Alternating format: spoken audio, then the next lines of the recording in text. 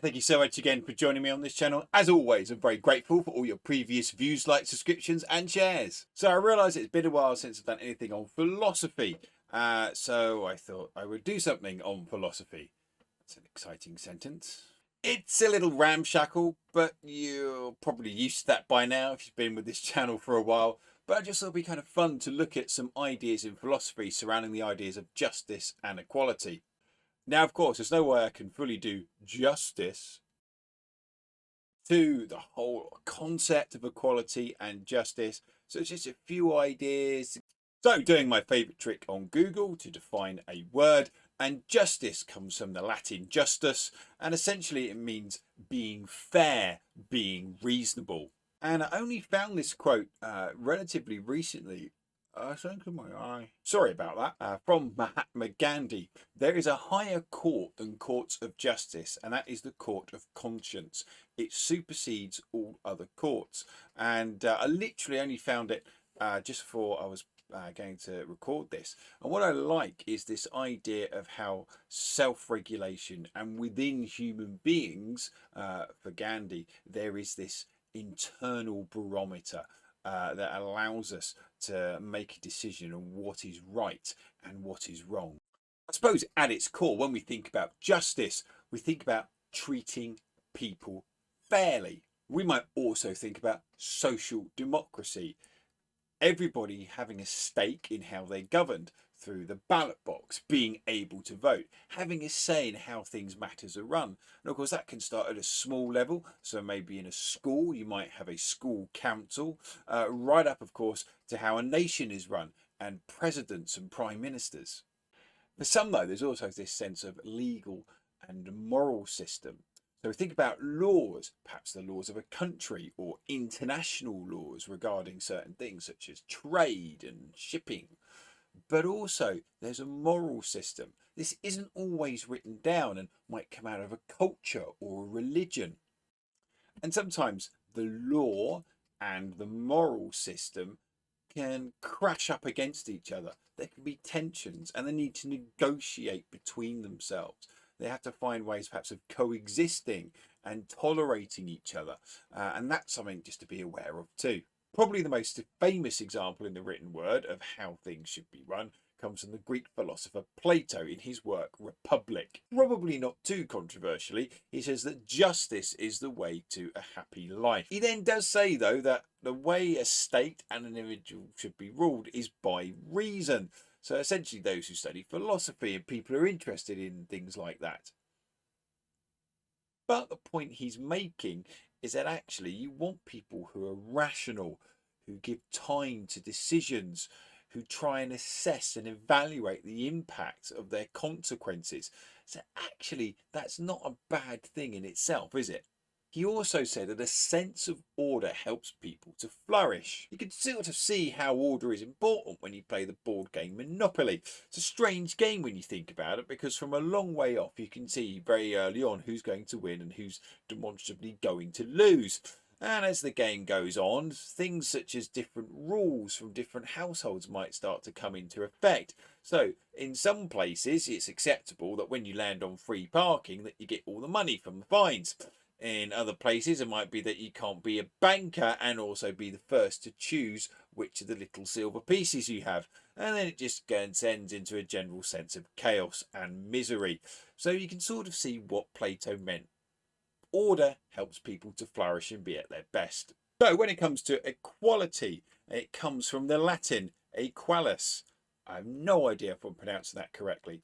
And it literally means equality. The idea that everybody has the same opportunities irrespective of their backgrounds. One example of this is fundamental equality.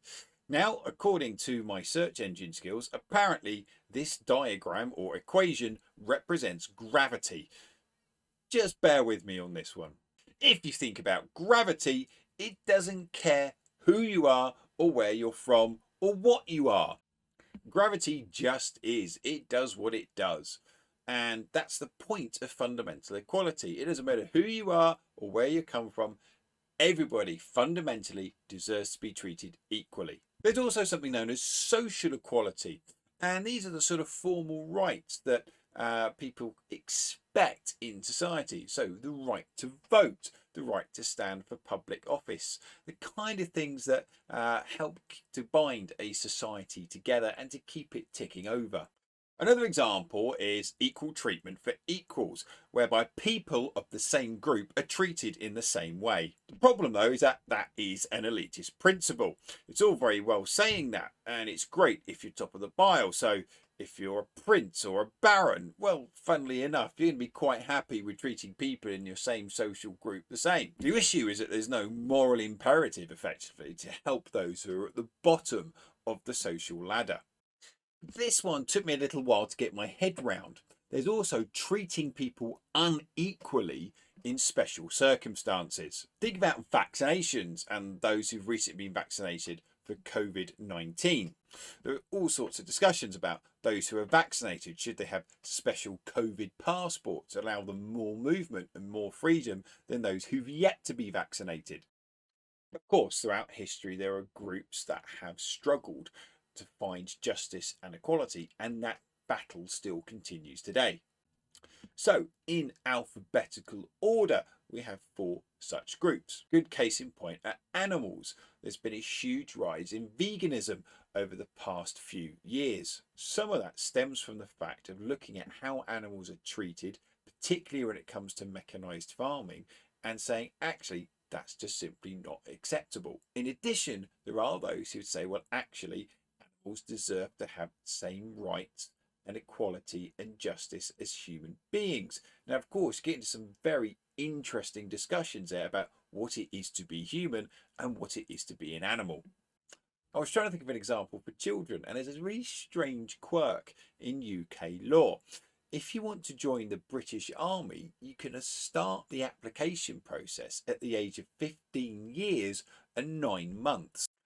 Some might say that actually it is not right. It is not just for a state to allow children to apply to join the armed forces at such a young age. The LGBTQI plus community has faced all sorts of discrimination and been denied access to justice and equality. The upcoming Men's Football World Cup in Qatar has highlighted in particular human rights issues, especially those from the LGBTQI plus community, and there are many fans who are concerned about travelling out there. In terms of justice and equality for women, there is still a huge gender pay gap. A very simple Google will reveal that. I had to finish with this quote by St. Augustine. It's one of my favourites, and I've known about it for a little while now. He simply says, when you don't ask me, I know what it is. When you ask me, I don't know. You will have your own interpretation of this, but for me, it sort of hints at how equality is in some ways indefinable, that in some ways it's a hunch. It's sometimes just when, do you know what? That just doesn't feel right, or that just doesn't sit particularly well with me. And I know, ironically, we've been looking at philosophy and thinking about rational decisions and arguing and debating and thinking about things in a logical way. So maybe it is kind of appropriate to finish with what St. Augustine thinks. I have absolutely no idea if that was any interest or of use to you, but it was kind of fun to have a little helicopter view on some of the ideas regarding justice and equality. I do hope it's got you thinking in some way. Anyway, I just want to say again, if you are able to like, comment and subscribe, then please do so. As always, thank you so much for watching and enjoy your learning.